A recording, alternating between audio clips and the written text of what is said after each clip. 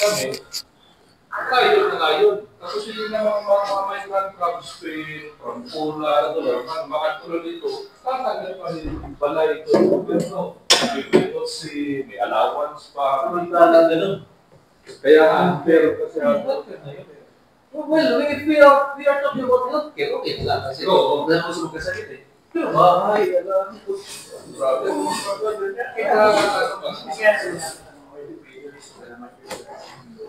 Ano dyan po? Kaya, kinigira lang kasi ito sa wala ko sa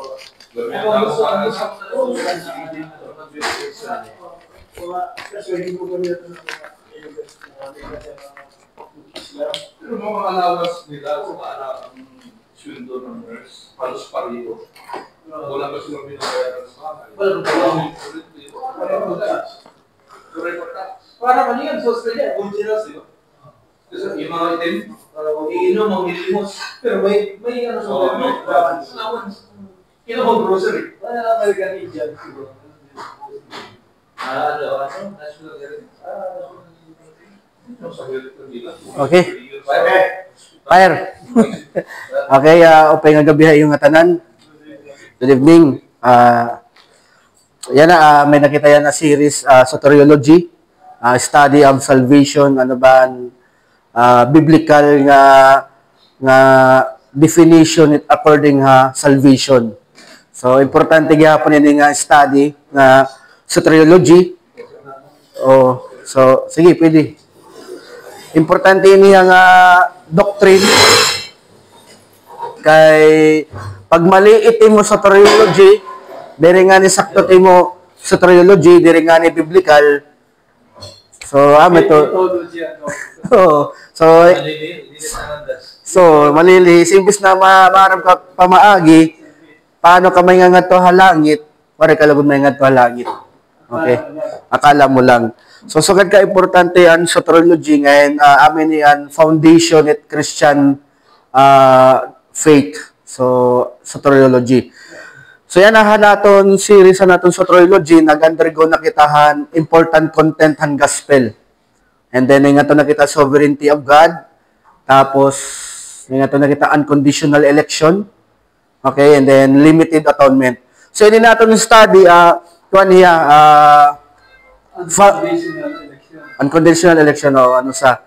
So ang naton study yan ang soteriology naton, foundation naton doctrines naton yan naging study is kanan reform theology nga doctrine. Okay? So kay reform theology nga doctrine na naton na gini-study na kay an position man gud reform theology regarding doctrine of salvation, niya position is biblical. Okay, biblical. So an mga reformist kuan gud dira intellectual, focus era hit biblical interpretation. So among gud focus it mga reformist. Okay? So yan ano sa nato yan ng mga reforms? Literal, oo. Usa nato yan na nakikita nato ng mga reformist sa matera. Yan ang lately nga 20s, nakita natin na John MacArthur, Paul Washer, hey R.C. Sproul, Woody, ano ito niya apelido? Beauchamp. So, may dagagap mga reformist din Philippines, okay? Ambot ko ni skip, diri pa. Oh. Pero, iba kasi, skip reform. Pero, itong sila Jesus Christ, they have started 50 para bago pa siguro siya. Okay, 60. Peter Tanchi. Yeah. So, ambot ko. Wari pa mga lang maka-studio ganda Peter Tanchi. So, Nera Church, wari pa ako makakuhaan. Basa sa kanya, parang ano man. Oh, so, yes. Okay. So, ako before I proceed, baka kalimutan ko. Amir Charpat is coming to Tapo on January 14. Kung gusto mag-register sa New Life Church, may website naman. Maganda Amir Charpat kasi siya Jew na naging Christian. It's about eschatology, end times, and prophecy. So, sign in kita. Sige, kamot ko nito. Kamo na't bahala. So, amin na yan na, atong series ato nga soteriology. Amin na yan, foundation, it doctrine, it mga reform. Okay? Biblical interpretation regarding salvation. So, important. Ano po positive reform theology? So, ang reform ngayon, to, nagkastorya kami ni Brother Jerry, kaluwayan na kanto kami. Han time nila Martin Luther, Hera Calvin, nagkuhan reform kay mong ang Roman Catholic, nakuha na mong dira, deform, maram gud kita nga deform ang teaching ang Roman Catholic, very biblical. Yes, regarding gyapon ng salvation, so very, yes, different gospel, it gintututdohan han mga Roman Catholic. So, to, sanay to dito, ang penitence, diba, an purgatory, so very different yung gospel, diri ya biblical. O sacrament sira. So to nga dito na kuanan mga Hera Martin Luther, and then yan na currently may dagap yan ng mga reform, pero diri ang nagkadakitan reform diri para sa kan na Calvin kay Hera nag-reform Hera, nagbalik Hera ka ng biblical. So pag sining nato na reform, nabalik kitang biblical interpretation. Okay, diri la kanan tradition ito do sacraments usang religious group. One thing to contest kumbaga. Oh, tama, to contest. We're talking about a religion that was established 500 AD. Non-Catholic.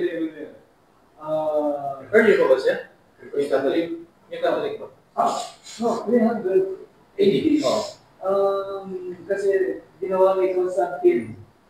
Mga So imagine ba, 300 AD na religion and then you're trying to counter.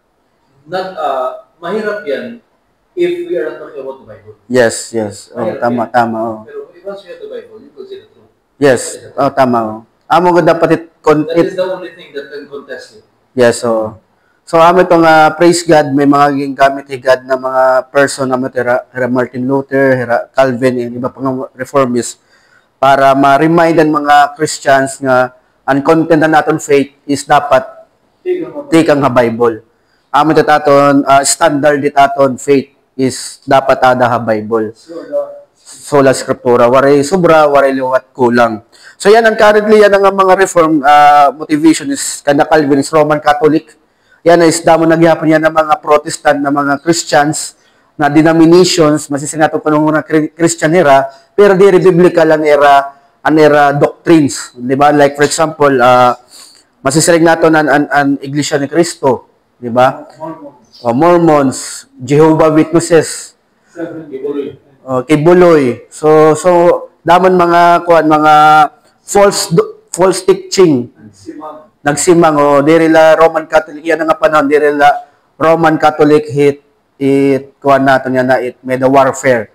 And ada pa didan Muslim deception dating daan amo gyap so prosperity gospel. yes so importante indoro nga ini nato ni study yan na is magpadayon kita yan ang plano ko ini kaumaninga sa theology mag hermeneutics na kita. And then, ang highlight na natin hermeneutics is sermon. So, para gyapon ka mo, in the future, gamitin gyapon ka mo ni Lord, maging preacher. Di ba? So, among ko talaga itaton end goal niya to preach the word of God. Mas mapay nga damot mga preacher han reform din ha Tacloban, late summer. Okay? Praise God. So, yan na. Last week na natin discussion, nag-discuss kita about limited atonement. So, according kan the Reformed theology, ang sacrifice, ang design, ang sacrifice ni Jesus, ang design is for the elect only. Siya ito ang design, ang sacrifice ni Jesus Christ. That's why tinawag yung limited atonement. So, ito yung diri universal. An effect, ang sacrifice ni Jesus Christ, diri para nga tanan. And then, ang natin scripture passage is nakada Ephesians na nag-command ni Apostle Paul nga, husbands, love your wives as Christ loved the church. Oo. And then, ang sirigap ni Jesus Christ na, I lay down my life for sheep. According Book of John. sheep. Oo. So, ang life ni Jesus Christ is for the sheep, not for the goat. Diba? So, dito natin nakita na, dito, Lay down my life. for the sheep. So, dito natin nakita nga, unlimited atonement nga doctrine is biblical. Okay?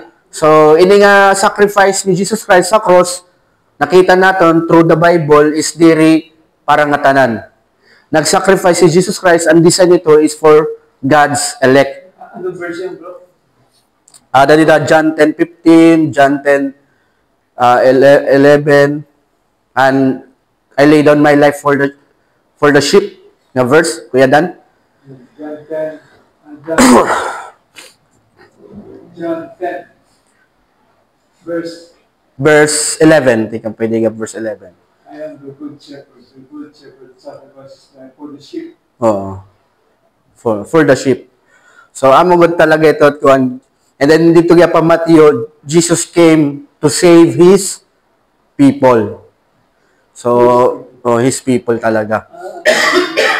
Ano? Ano version? Matthew 1:21. Oo. Usag yapon nga supporting verse. So, that's why na-agree kitahan ko han Reformed Theology nga doctrine of soteriology, ini nga acronym nga TULIP. Okay? So, natapos na nato ng total depravity, ang TULIP. Nakita nato ng aton kabutangan spiritually, we are spiritually dead, di ba? And then, unconditional election, and then limited atonement. So, yan na, series nato ng soteriology. Yan na, di kita yan na, the grace of God. Okay, grace of God. So, what is grace of God? According to Timo observation, what is grace of God? Merited favor. Merited favor. Ano pa? Gift. Gift. Amen. Gift. Gift that we don't deserve. We don't deserve. Amen. Tama. So, according anakong definition na po nga is dire ni originality ka nga akon kanan Cloud Theological Institute CTI, in short kan Pastor Tim Spears. So nasa nga the grace of God is God's unmerited, undeserved favor. Undeserved. Oo. Unmerited. Undeserved favor. So ging klaro gud talaga nga to, unmerited na undeserved pa. This is given in Christ to group in humanity. So this kind of grace is not for all. Okay? This is for only for the group. Okay? In humanity, ini nga grace is granting them salvation, forgiveness, righteousness, adoption, and eternal life. So ini nga grace naton, the grace of God naton din papag-istorya niya na theological term, theology, pwede natin matawag yung redemptive grace. The redemptive grace. Kaya doon kasi grace of God in the Bible.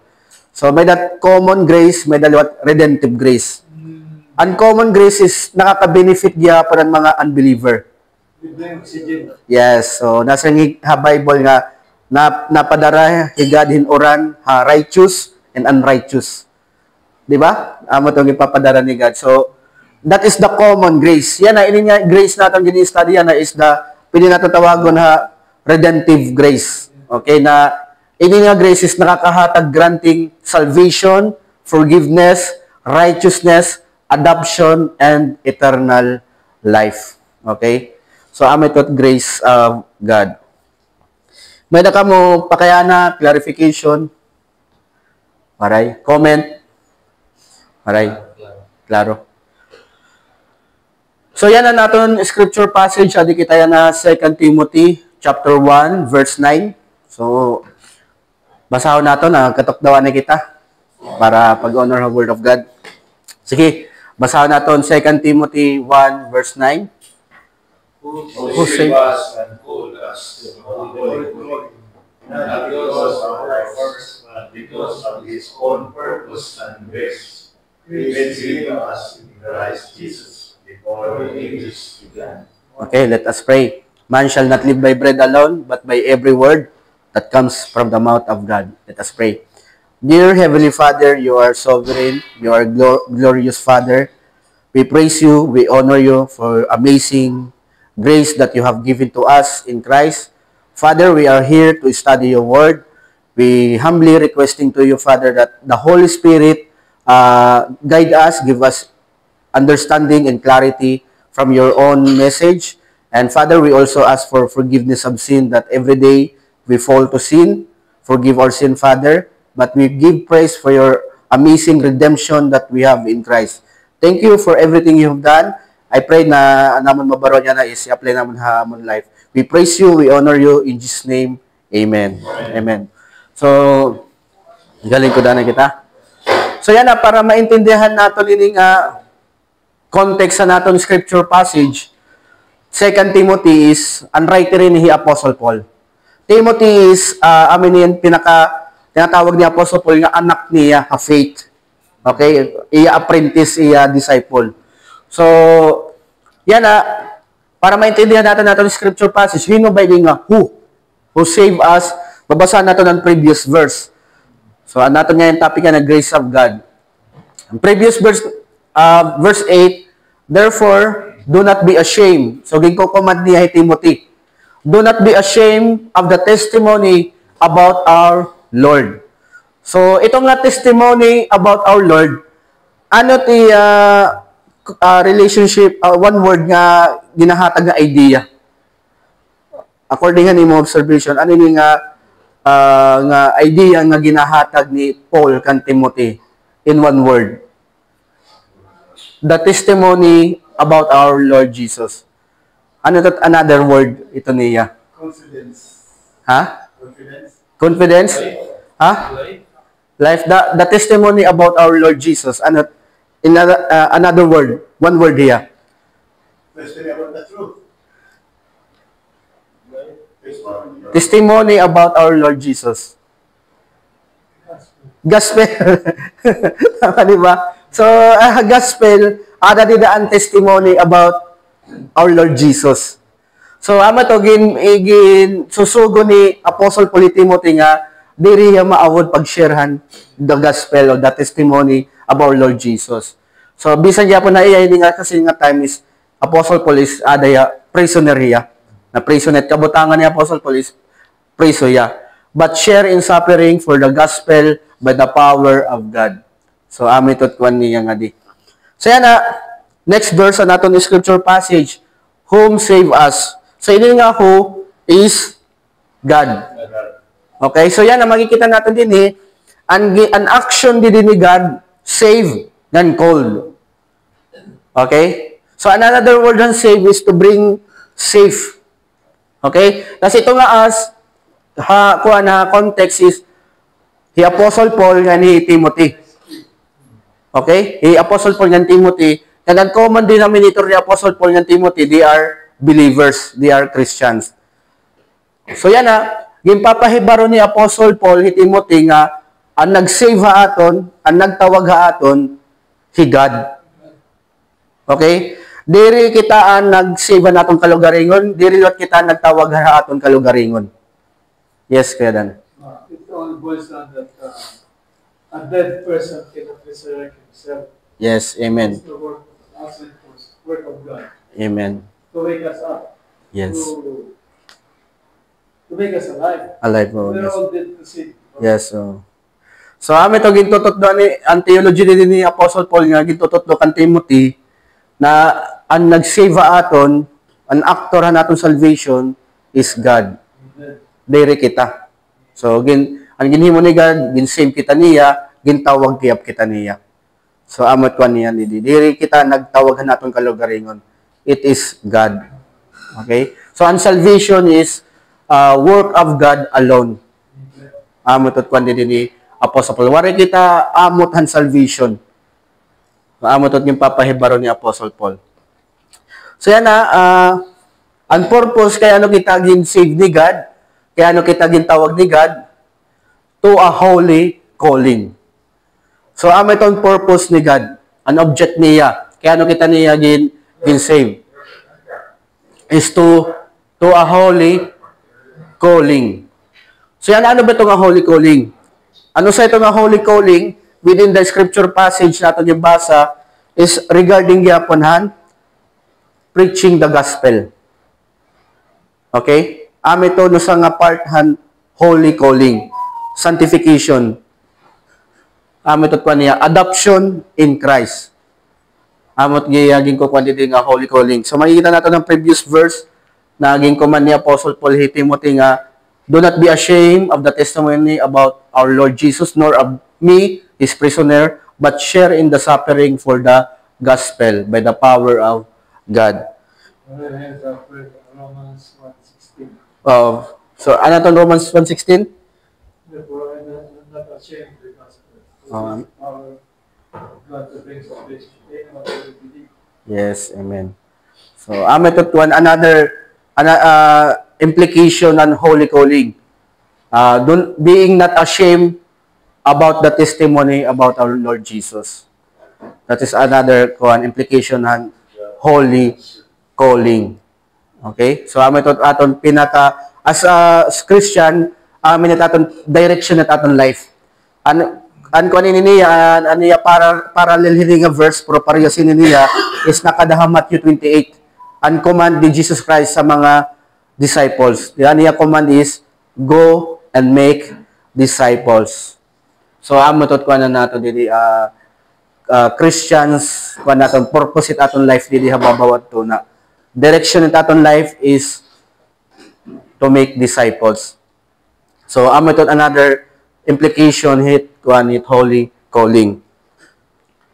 So, yan ang means ito niya, nakita natin dito nga, reason, okay, ang reason nga di, not because of works, but because of His own purpose and grace. So, ang reason, ang pag-save haaton, pagtawag haaton, nasa hindi niya Apostle Paul, diri kita gintawag ni God, not because of our works. Okay? Diri kita gin-save ni God, not because may nakita ginbuhat nga maupay. Para sa gyapon diha Titus, nasa gini Apostle Paul kan Titus, God save us not because of works done by us in righteousness, but according to His own mercy by the washing of regeneration and renewal of the Holy Spirit. Okay? Conditional election. Yes, conditional election. So makikita natin dito yan, amin ang definition ng the grace of God. Makikita natin, okay? So, God save us not because of works done by us in righteousness. Wari ka, yes. So, amin ito contrast. Makikita natin din natin previous verse, not because of our works. So, amin ito yan, effort, earned, merit. So, wari kita gintawag ni God because of our own goodness, not on effort, but on contrast dida, ang positive is, but because of His own purpose and grace. So that is definition and grace of God, not works. Ginsave kita niya not because of our own works. Okay? Yes.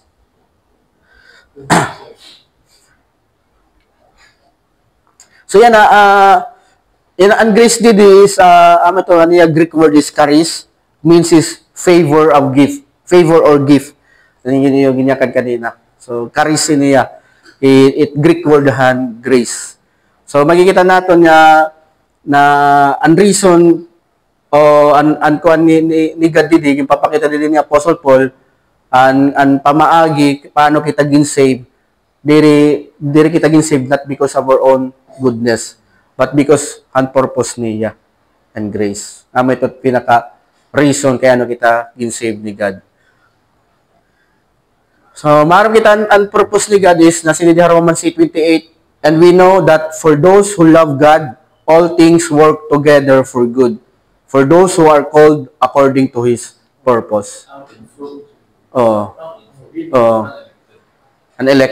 elect. So, amin ito, giko ka nato didi, ang purpose ni God. Maram kita na ang purpose ni God, na for those who love God, all things work together for good. So, bisan, makikita natin ang life ni Apostle Paul, Ang ibagyap nga mga apostles, hantay, anera kabutangan, anera pangalaga sa Ginoo is not easy. Na prisonera, nagkadera persecutions, pero, yes. It is also, it is also the saying by Thomas rin nga, and imo good things can bukuhan. It's not coming from you. Yes, It's coming from God. Yes, Hindi talaga atong will. Yes, It's God is predetermined. Predetermine mo, Yes. Fruit niya, predetermination. Yes, amen. Yes. So, matutuan natin. That is grace and karagsigon in the next verse. Which is the grace. Okay? Which God gave us in Christ. So, ini nga redemptive grace nga nakasivaton yung tawag kita, makikita lang natin ini kan Jesus. Waray na iba. So, that's why nasa kita Hebrews nga, consider Jesus. Think Jesus. Diba? So, motivation ni Bible ha, mga elect, hani mga tao nga, let us consider the Lord Jesus. Okay? So, makikita natin din nga, na ang salvation, diri, tika nga aton, tika nga maupay nga attitude, motivation, and character ni God. Because of His goodness, because of His grace, diba, ginsave kita niya. So, ito kuhan natin. And then, maram kita natin condition spiritually is where we are spiritually dead. Tas hantay man niya paghatagato ng grace before the ages began. Before magkadahan time. So, waray pa time and space, waray pa creation, di ba? Ginahatag na ni God niya ini nga grace para mga elect in Christ. So, waray pa creation, di ba? Ang magkaroon palahan eternity past, pwede natin tawagan nga eternity past is ang triune God, the Father, the Son, and the Holy Spirit. So, waray pa creation, waray para magtikang maghimuhan langit, kalibutan, time. Nasa gida Bible is, ini nga grace is ginhatag na in Christ before the ages began. So, amot kuan naton na ngayon, ang pagtawag haton ni God, din makikita natin, brothers, na wari kita tawagan ni God because nakita ni God mo faith, for sin faith. O wari ka niya ginsave kay because nakita niya nga in the future magkaada kan faith, mabelieve ka. Dito siya basihan kay ano ka ginsave ni God. Not true nga nakita niya nga in the future magkakaada kan faith in Christ. But ginpili ka niya bisa niya according niya purpose. Diriti kang haimo ang pag-save or pagtawag haimo, diriti kang haaton. Okay? So makikita natin dito, not because of our works. So upod dito dito na wari ka niya i-save, wari ka niya gintawag, not because nga in the future you will have faith in Jesus. The foreseen faith. Okay? And then nasa which He gave us in Christ. Papakita dito the union with Christ. Anato pakig-usa kan Kristo. Ito yung kuhan. Which He gave us in Christ Jesus before the ages began. Grace or favor is not earned or merited. It is unmerited, given by God before all things, including time, existed to us through Christ. So, before magkadapan time, ginahatag nini nga grace sa aton. So that's why diri natin masisiring na ini nga grace na ginpakita haton ni God. Ginpakitaan kita ni God because we earned. No. It is unmerited favor. We did not earn the grace of God. Diba? It is God freely given to us. This amazing favor. Diba? Freely given to us. Tamat kuan niya. So may nakamong pa kaya na grace of God. Questions?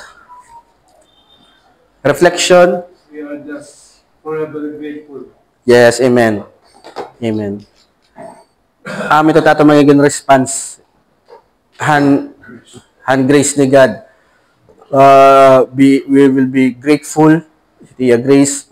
We don't deserve ito nga grace. Diba? So, Diri kita kinahanglan maging boastful ha tubangan han Dios. Yeah, kaya gipakitaan kita niyang grace not according to our goodness aton diri niya not because the foreseen faith, di ba? Because of his wala itong sobra-sobra nga iya kaupay ba niya grace. He is rich, di ba? Na si Apostle Paul, he is rich in grace. Oh, so amo tot kuan niya the amazing grace of God. So, and grace of God is not earned by the elect. It is given by God freely. It's freely given by God. Naman ko niya. And then, through hininga grace, dida kita na save. Through hininga grace. So, amat at niya. May naka mo reflection? Another comment? Questions? Sige. Yeah. We're talking about the events, di ba? I'm just validating the question is, yung question ko gabi din. Kung those who live in there, said aming pero na sila, like Philistine nila. It's a question, and there's a great commission. Go to the world, di ba? And share the gospel. The gospel and baptize them, Son, Father, Holy Spirit, and make disciples. Pero kung yung chance na ito, kung yung parang chance, come on, man. This commission that the Lord, you don't know, it's going to go on. The directive na those who are believers. So, I'm going to question na kung ako nagyari. Kung tuwipan na kita, elected na kita, pero mga pwede sa Catholic to work. Ignitan is kahit yung kapatid. Yung kinano tira. Yes, sir. Tuwipan na tira. Actually, So, pwede pa na ako na nag-alin. Yes, yes. Why should masay kita tuwipan na kita? That's why, ito kung makikita man din this kay secondary plan na Lord, he will come back when the gospel is preached all the nation. So, ito yan, di ba? So, kung may pipilan ito nila, kaya man po ba tayo? Thank you. Hani mo pa kaya na batunong ka na kadalila ha.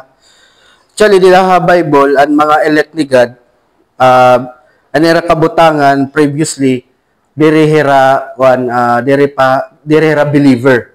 Anira kabutangan. Like ang ginya kani Apostle Paul ha Ephesians na you were dead. And nera kabutangan previously spiritually you were dead.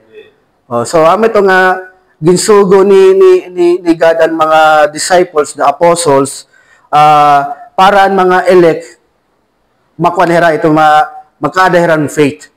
Ang pamaagi ni God para magkadan faith and elect is pinaagihan magpipreach ang word. Di ba nasing gidaha Romans na 10:17. na How can they believe unless the gospel is preach? preached? Now can they preach unless someone is sent? That's why it happened first. It happened at 15. Yes. Yes. If you're Philistine ka lang, di ba? That's why natin discuss. Yes, yes. And that's why ako pinakong dati, kaya no-rigor, kasi nagkuman pa rin ang apostle.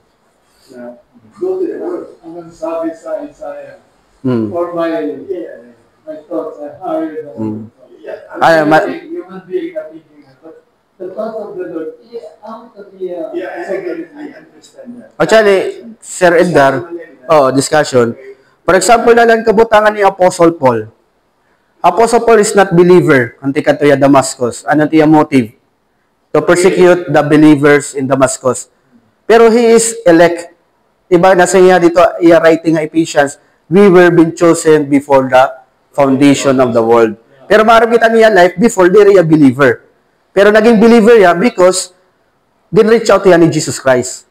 So yan na, yes, so para kasi ang kabutangan kasi ni God, di ha Bible, papakita din ang kabutangan ng mga elect because we are tulin ni Adam, diba? Because Adam sinned, all made sinners. So ang kabutangan spiritually yan mga elect, they are spiritually dead because they are under sin.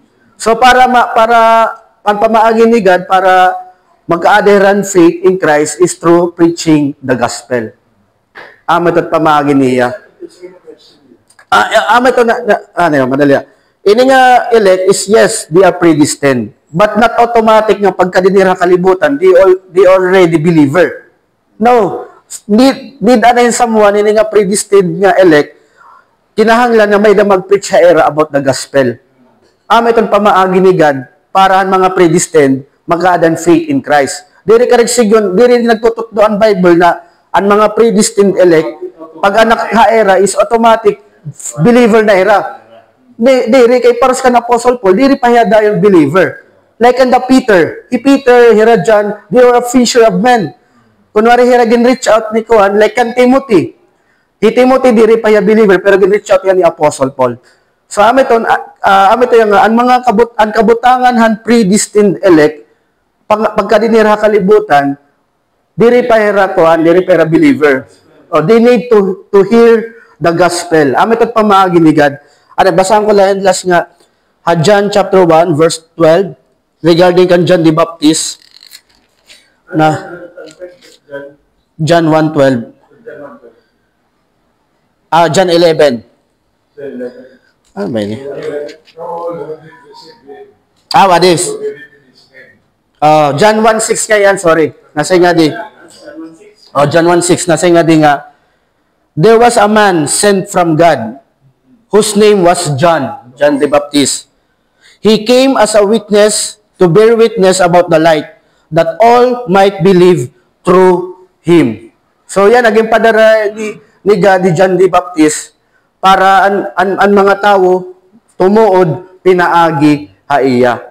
So, an implication niya pitiya, kaya kita, for example, yan na haaton, kaya kita naging believer in Christ, kay someone God uses to share the gospel to us.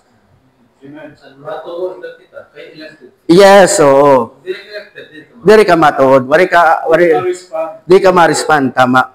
So, diri kasi gintututrohon ko la, diri gintututdo ha Bible na unpredestined nga elect, pagka dinira kalibutan, itira kabutangan is magiging believer dayon nira. No, diri tiya siya. Magiging nira unbeliever.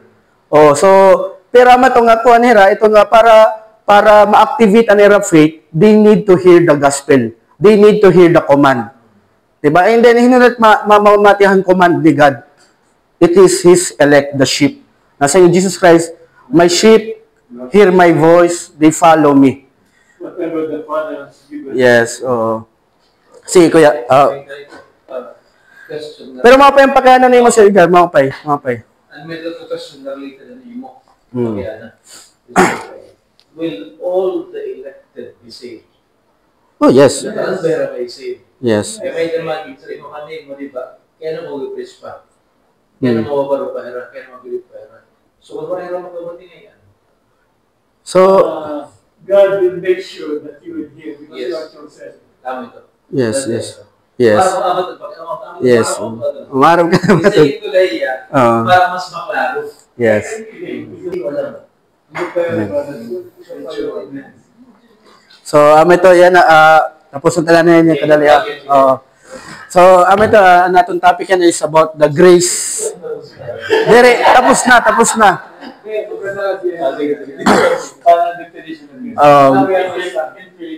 Infinite, We don't deserve it. yeah, so itong reminder aton na ini nga grace na amin yan ang source sa naton salvation, His grace. And then ini nga grace is given to us not because of our own works or foreseen faith, because of His own purpose. Okay? So itong reason kaya kita niya gin-save, not because of our own goodness.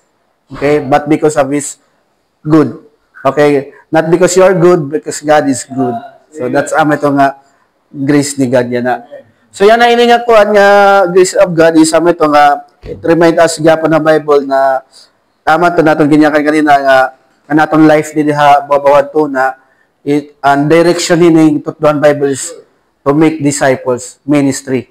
So you makor kasi you consider yourself as Christian pero you are not involved in ministry. So that is questionable. You are not aligned in the commandments of God na go and make disciples. So ama to yan, hopefully tagaan ka ni God in conviction or enlightenment regarding hini nga command. Na amo talaga taton purpose hini nga ababawan to na why are you still here living, nagmamata ka pa, di ba? Kasi ano nandiri pa ko believer, ko talaga goal ha akong life is mag-income talaga dako. Kung income kada bulan in million. Amo tiya, but time na gintawag na kitang Ginoo na iba na naton direksyon ni aton kinabuhi, di ba? So amo to nga kuan nga iningat aton direksyon ng kinabuhi diri ni maintindihan ang mga worldly nga tawo. Yeah, so ang importante ni niya naton gin-please naton creator, diri ang creation. Amo taton ko kanya na. So hopefully amo to yang you pray to God na ma-involve kahan mission kasi naton mission din hababawon to na is an commission ni God na ginhatag through the Great Commission. Pag may Great Commission, may commission ito. Yes. So, yeah. We have a reward. Yes. God is surely going to give us a reward for what we have. In heaven, then we have pare-parehong may rich side, may big serve. So then, God knows our hearts that people need motivation. Di ba may commission ng mga ahente, the more you sell, the more commission you get. yes. So likewise, the more you share the gospel, we are expecting the recognition from the things made up well done, I couldn't make one. It's not given to everyone who did not do well. Yes. Minimum ka lang. Yeah, why settle for the minimum? Amen. And then may dagyapahaton ha Bible warning regarding obedience sa Ginoo. Obedience sa Ginoo is not easy. Like life han mga apostles, anira experience, they got been persecuted, put in prison, they get been beaten through the obedience of God, namatahira. So pwede itong reason na mo kamatan is the moment you obey the commandment of God. So it's not guaranteed nga the moment you obey God, you become multi-billionaire, you will have a lot of properties on this earth, diri siya. But ang promise sa atin ni God nga inheritance is in heaven, not in this world. Store up your treasures in heaven, where there's no moth or rat, yes, or steal, robbers can steal. yes. So, abalataya for the wrap up line ni grace of God is unmerited, undeserved favor. And ini nga grace nga nakakatag in salvation is not for all, it's only for the elect of God or the sheep. Okay? So, amalat ko niya. Closing prayer kita. Dear Heavenly Father, thank you for the grace that you have given to us that we really don't deserve it because we are not doing good, pleasing to you, but because of your grace, we are here serving you, giving us a privilege to serve you, to be part in the mission. And I pray, Father, that continue to give us more understanding about your grace in Christ. Thank you for this grace na through this grace, we have been forgiven, saved, and redeemed. Thank you for the amazing grace. Ang amon response line is to give you glory, to glorify you, to give you worship and honor because of your grace. Thank you, Father, for great grace na imo ginhatagamon. We pray this in the mighty name of Jesus. Amen. Amen.